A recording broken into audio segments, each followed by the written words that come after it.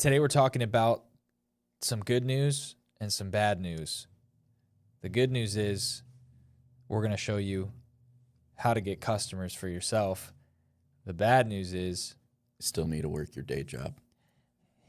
you still need to work your day job for a little bit. Yeah. But what's super encouraging is you at least don't have to work your day job for the next 40 years and potentially just die there. This will put a plan in place for you. Yep. So today we're talking about you either know how to get customers or you have to work for somebody who does know how to get customers. Mm-hmm. I think the title is Know How to Get Customers or Work for Somebody Who Does. That's the reality. That's kind of the whole thesis of our entire business is a business can only exist if it has customers. That's actually what a business is. And I heard a quote originated by Peter Drucker, really famous, I believe, economist and businessman. He said that businesses are in the business of creating customers. That's what they do, like Nike. Mm-hmm. They created customers. And that is what you have to do as well. Like you have to create customers for your business. And that's what we're talking about today. And actually every day. So this is day one of us doing a daily podcast. Every morning. I'm joined by my co-host, Nick Pilson. He and I co-own a media and marketing agency called Collab Studios, where we've helped companies, a lot of companies in the home service industry and many more industries, generate over $100 million in sales over the last 5 years. And we're here basically sharing everything we know about getting customers so that you can make that decision. Do I want to be? Because if you learn it, it's not a if, it's a win. It's a guarantee that you'll be able to start your own business because everything is a business. If you work for somebody, you're working for a business. Mm-hmm. So all jobs come back to business and all business comes back to customers. So you have two options in life, really. You either work for somebody who knows how to get customers, or you become that somebody who knows how to get customers. And that's what we're teaching on this show. We're going to show you how to get customers. Even if you already have a business and you're not really sure how to predictably get customers, it's just kind of happened, word of mouth, here and there, like ebbs and flows, and you don't really know how to predictably do it. This show is also for you, and it's also for the person who doesn't even know how to get their first customer. So what is step one? Today we're talking about the 5 steps that you need to know in order to essentially quit your job in a secure manner, in a way that's not going to put your life in jeopardy, your family, your income in jeopardy. But it doesn't have to take forever. But what's step number 1? Step 1 is actually don't quit your day job. That's the bad news. Yeah, which sounds bad, but... Why is it good, though? Why is it actually good? It allows you to... we'll use photography because I think that's kind of how we both started. It allows you to start that photography business, start building that on the side without needing to rely on making income instantly. You're still earning a weekly paycheck at your day job, which is helping to fund what you're trying to build on the side. That is so well said. If you're trying to start a business like photography or landscaping or roofing or some service, if you're trying to start a business and you quit your job before you have a customer base for your business, what you're doing is you're inadvertently putting so much extreme pressure on your business and needing to succeed. But we don't learn well under extreme pressure. So what we do is when that business doesn't pay us in the 2-week paycheck cadence that we've been so used to getting, we start to think in our heads, this is going to fail. And whenever we're focused on failure, we head exactly towards failure. And then the business fails and we go back to work and we say, business just doesn't work, or I'm just not good at business. And then we never try again. And that is why quitting your job is one of the worst mistakes you can make. Don't quit your job. Just work in the hours that you're not working for your job. right? Yeah. And we have plenty of time in the Yeah. day. In theory, you should have, I mean, if you're grinding 8 hours, you work your day job for 8 hours, you sleep for 8 hours, and there's 8 hours left in the day, which is kind of like a full-time second job. Yeah, and if you're young and you don't have a family and, you know, you're in a position where you can actually get ahead, use your 20s to do that. Yeah. Use your 20s to get ahead so that you set your family up for extreme success Yep. in your 30s. Yeah. And I think our stories, I think we a little bit similar, but we're both since- 29, I think, right? yeah, That's, now which is we are. hilarious. And we Yeah. started in our Started in our early 20. I started Early. at 21, but we Yeah. started this business technically 3 years Yep. ago. But the don't quit your job point, I think that's extraordinary. My story was a little bit different. I actually You got quitted. I got laid off because of the sickness. COVID. I don't know if we can say that or Yeah, I Okay. don't know. um, Because of the plague. so I was kind of like not forced. I mean, I could have went and got another job, but that actually, I remember I was in my boss's office and he was telling me that I was getting laid off because of the business situation and stuff. And I was like, okay. Like I knew exactly what that meant. It meant I got the opportunity to do this, do what Yeah. I really wanted to do in the back of my head. So it was a little different because I was the guy who was like, okay, I'm making $0. I've got to figure something out. Yep. So that does work, but ideally you don't do that. If you're Ideally, forced into it, it's way different yeah, because you actually kind of have a different sense of motivation where you're like, you're do or at die. peace. You're at peace, but you have to do something. Yeah. But if you're like, have the attitude of like, I'm gonna quit this thing and I'm gonna make this business big and make it work. It's like you're in a worse headspace where you're almost in arrogance. And Right. arrogance always leads to fall. Yep. Like pride always comes before a fall. Yep. And if you go up too fast, you'll come down too fast. And, Yep. and you don't want to do that. But if you get laid off, hey, you got to do something anyway. So Yeah. That's a but great- ideally, great time. don't quit your job because that's going to really help you get this side gig set up and going as a full gig. Yep. So now what do you do in your business? It's really simple. When you're trying to figure out what business to start, pick a business that already has real demand. And I like to say the more competitors there are in a space, the more customers there are in a space. So if you're worried about needing to come up with a brand new business that nobody else is doing because you're afraid of competition, you're actually thinking about it completely backwards. You want to pick a business where there's already a lot of demand. Mm-hmm. And a good signal that there's a lot of demand is there being a lot of competitors. Yep. Because the more competitors there are, the more customers there are. So what you want to do when picking your business is determine a business that already has a lot of demand because you already know you'll be successful in that if you just do the right steps. Mm-hmm. If you pick a business that's never been tried before, you might do the right steps And there's just no demand. and there's just no demand. Yeah. So you don't know if it's going to work or not. So the safer business to start, and obviously there are people who invent brand new things and brand new concepts and they can be winners, but that's not the first thing they're generally doing, right? Mm-hmm. They're doing that after they've got some money, after they've got some They've done experience, something else. They've Yep. done something a little more quote unquote boring. But when picking your business, I like to just have folks write down a list of things that they really like to do and things that they don't mind doing. Write down a list and make sure on that list is only items that you already see people paying for. So services that you already see people paying for. So photography, lawn care, babysitting, dog grooming, roofing, HVAC.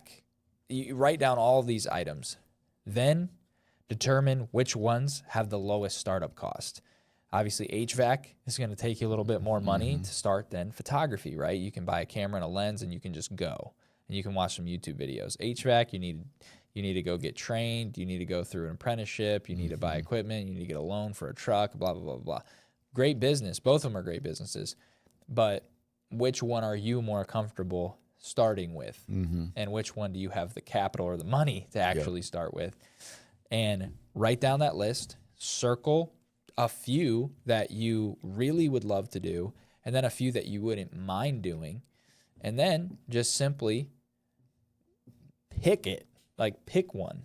Like, it doesn't have to be your passion, because remember, you're not trying to necessarily go straight to passive income and living, living like a millionaire and blah, blah, blah, blah. You're trying to get out of your job is usually that you want to start controlling your schedule and your time a lot more than you have to right now. So picking a business that already has demand is something people just, I think, overlook. Yeah. They just overlook it, and they try to go straight to like, I want to make t-shirts because I like t-shirts. Okay. Is there demand for that? Is it realistic? Like, do you see a lot of people buying t-shirts from custom t-shirt shops? Facebook pages? Yeah. Maybe not. If you do, great. If you don't, that's a warning sign. So I think that kind of leads us into the third point is once you get that business picked out, even just mentally, like, okay, I think I want to do lawn mowing. Prove you can get results. Yeah, that's so good. Because you might have to go back to the drawing board. Yep. So what do we mean when we say prove you can get results? I think it's two things. I think when starting a business, when trying to figure out what business to start, you want to be able to first prove it to yourself that you like it and can do it. Because if you don't like it and you don't enjoy it at all, you're not going to have the passion to do it, and you're basically just trading a job for another job that you don't like. But if you like it and enjoy it, it will naturally grow no matter what, because you want to do it. You don't have to motivate yourself. You don't have to push yourself. But you also need to prove it to the customer or your potential customer that you can do it. Because if you don't have any proof, if you don't have any customer testimonials or anything like that, it's going to be really hard for you to get your first customer. So for me, when I started my photography business, I went out and I asked a few people I knew. They were seniors in high school at the time. They were both pretty well-known athletes. I said, hey, I'd be happy to do your guys' senior photo shoots for free. And I said, if you like them, let people know I did it. If you don't like them, don't tell anybody. Don't post it, right? But what that did was, I mean, I put everything into those shoots. Like, as much, I look back and I'm like, some of these photos are still good in my head. Some of them are not at all, but some of them are pretty good. And I'm like, I proved to them that I could do it. I didn't charge them a dime. And then their friends or other people, they just naturally saw that, and it turned into a photography business. I didn't even pay for marketing. All I did was, I like this term. It's called free to fee. You start for free and then you charge a fee. So the first people you do it for free, but do it like you charged them a ton. Just put everything into it. Yeah. Once it's good and somebody sees it, that next person that comes up, they're not going to ask for free. They're going to say, what do you charge? Right. Then you just charge. Yeah. Really good point. And I got two things to expand on that. One is I hear a lot of people say, I feel like some people like, well, why would I don't ever do free work, because then people just expect it. I've heard that quite a bit. I can see where that could be a thing, but also that's exactly what I did. Like, I did free work and it got me here. Yeah. Like, you just need to know when that turning point needs to be. Second point I wanted to say is how were you able to do that? Like, you were able to go to these people, say, hey, I'll do this work for completely free. Hey, I'll also do your work for completely free. It's because you had a job. That's true. You didn't need that's actually a really great point. $250 off the gig. You could do it for free, knowing what that was going to do for you in the future. So that kind of backs up that first point, is you didn't quit your job, which allowed you to start making some movements without the pressure of, I need to get paid, I need to get paid, I need to get paid. I look at a job as actually a really great blessing, man. Like if you're super resentful of your job or resenting your job right now and you're really stressed out and um you're like, if I quit this thing, my life would just be so much better.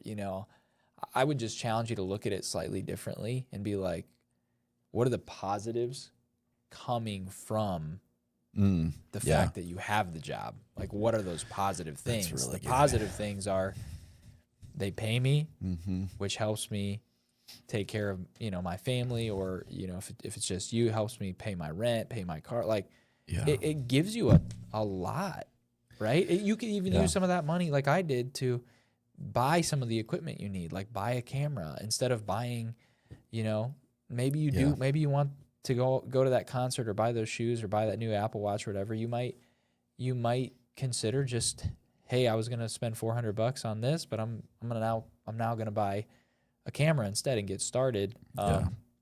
So you know what? I'm honestly so thankful I had that job. I work for JCPenney, and as much as I knew I wanted to not work there for the rest of my life, I was so grateful that I had that job during that time in my life. Yeah. So you can have both at the same time.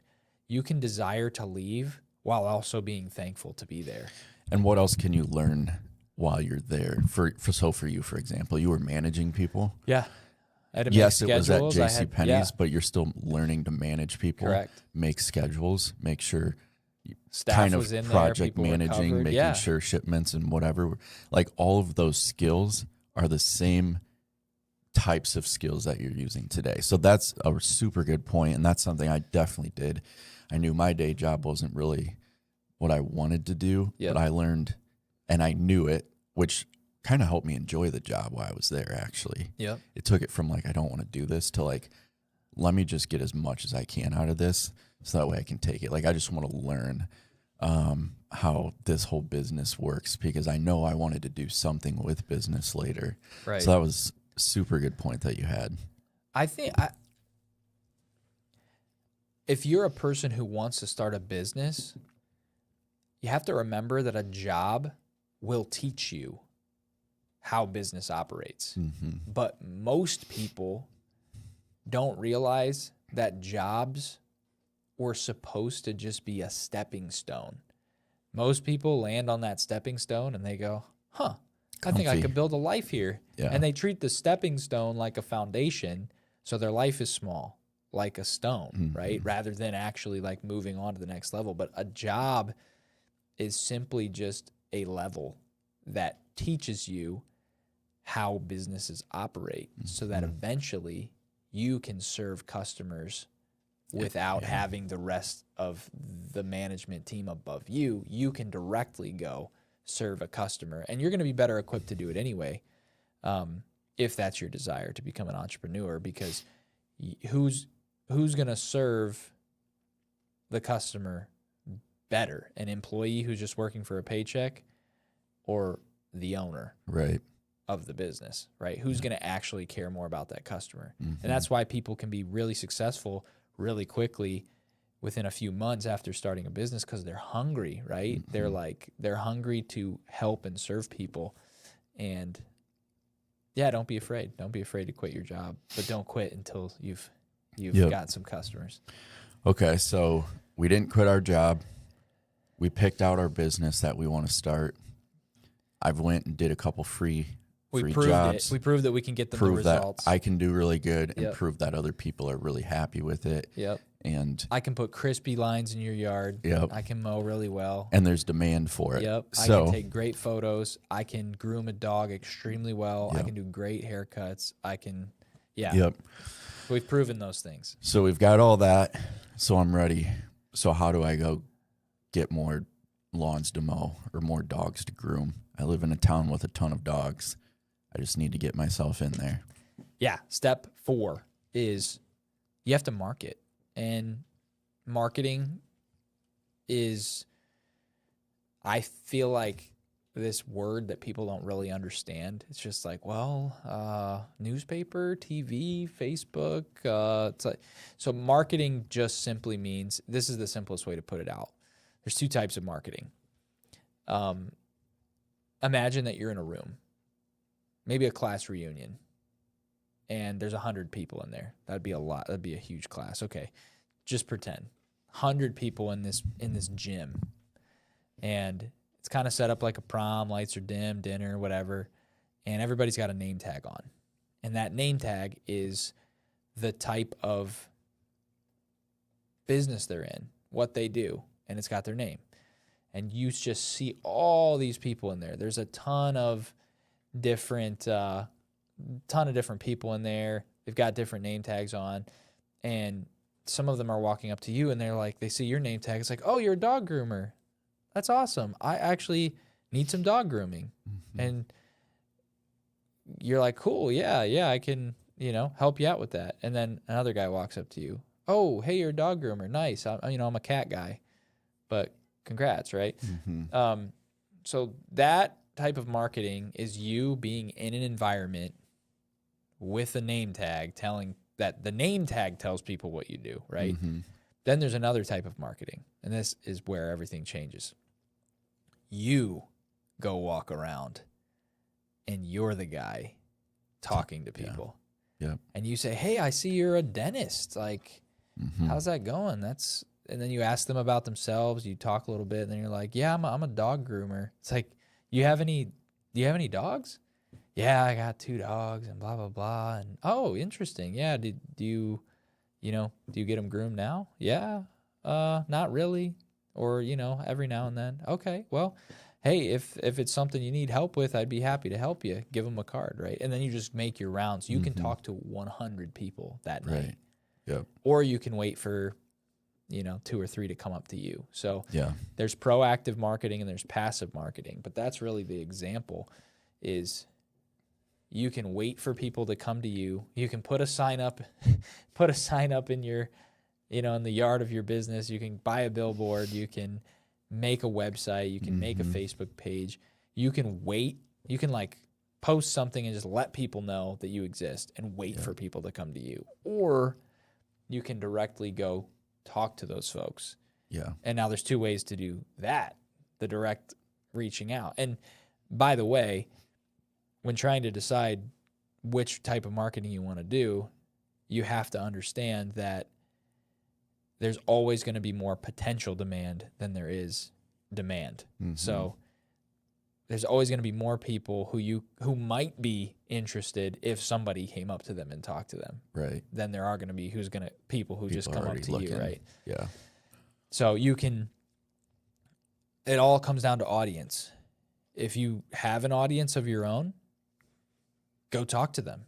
Yeah. Again. I feel like that's what we did. Yep. Or at least I did. I never never ran an ad or really did much online. It was all talking to people I know. Yep. I guess on Facebook I would post a project when I was finished or whatever, and then But you posted it to your audience. Yeah, and then someone else would be like, hey, how much for you to do that for me? Yep. So it was all just word of mouth. Yep.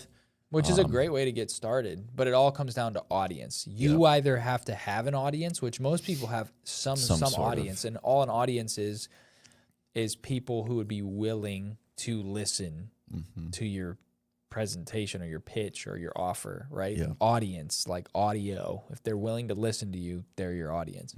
Or you can pay for an audience, right? Which is advertising, Facebook advertising, TV, whatever. Yep. And if you run a Facebook ad, what you're doing is you're simply paying.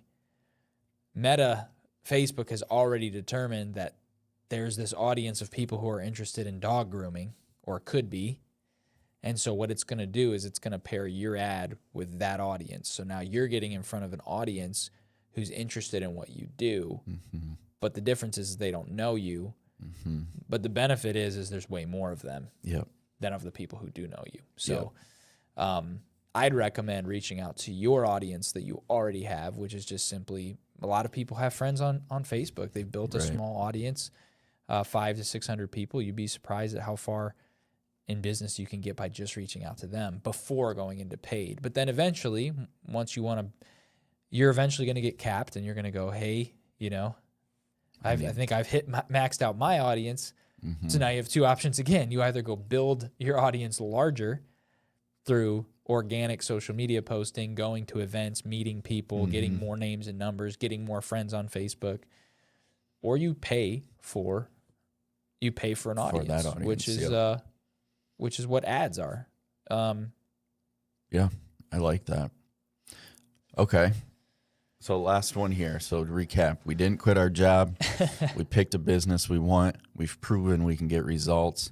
And now we're marketing and we're getting some customers rolling in. We're starting to get quite a bit of leg work. Is that Traction? Yeah, I don't know why legs came in, but traction with getting legs, quite a bit of traction going here. So the fifth step, when do I quit my day job?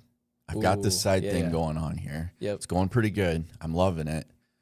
When do I go all in? So I think actually, I'll just tell you. Here's the answer. When the hourly rate, so when you've been working on your side business for a while, you still have a job, you're asking yourself, at what point do I quit my job and go all in on my business? I believe there's a simple way to figure this out. Figure out what you make hourly at your job, and whenever that hourly rate is higher in your business than it is at your job, it's time to have a real long conversation. Maybe take your wife on a long weekend trip and say, hey, babe, I think it's time that I quit my job. If you're a photographer, for example, could be any business, mowing, dog grooming, roofing, whatever, but whatever your business is, say you're a photographer, you make $25 an hour at your current job, 9 to 5, W-2. If you're a photographer and you book a couple shoots where you charge $300 and it takes you 3 hours, you just made $100 an hour in your photography business, and you only make $25 an hour in your day job. Yep. Now, have you replaced your income fully? No, but you now know that if you went all in on this and booked more jobs, you'd be quadrupling your income. Yep, exactly. If you had enough business. Now, you know, if you pick a business that has demand, it's possible. Then you know it's possible. Yep. So that's when your income from your business, your hourly rate, exceeds your hourly rate at your job, it's a pretty good sign that you should consider going full-time into your business and quit the day job. Yeah, if you're turning away photo gigs because you don't have enough time because you got to work that day, work your job. I can't do that wedding. And it's like you just turned down $600 to go make $125 for the day. So it just doesn't make sense. And to your point, if you know the demand is out there, like, man, if I just had 8 more hours in my day, I could go get 10 more lawns. Like, I know I can. Then it's time to start thinking about it. Yeah. And that's why all those steps are there before quitting your job. Because they all set you up nicely. You've proven everything. You've picked something great out while still making that income. So I like that. It's kind of what we did. It's exactly what we did. So recap, don't quit your job. Pick a business that already has demand. Prove you can get results. Learn how to market, which is not hard at all. It's actually way simpler than people make it out to be. And quit staying at your job when it starts costing you money. So again, you either know how to get customers or you work for somebody who does. So if you're passionate about not having to work for somebody else, this is the only skill in your life that you must focus on starting today. And everything that we just gave you is the exact blueprint that we used to go from having to work for a boss to being able to have our own customers and be able to grow the business to what it is today. So thank you so much for joining us on this episode of How to Get Customers. We'll be back tomorrow morning Tomorrow morning at 8 a.m.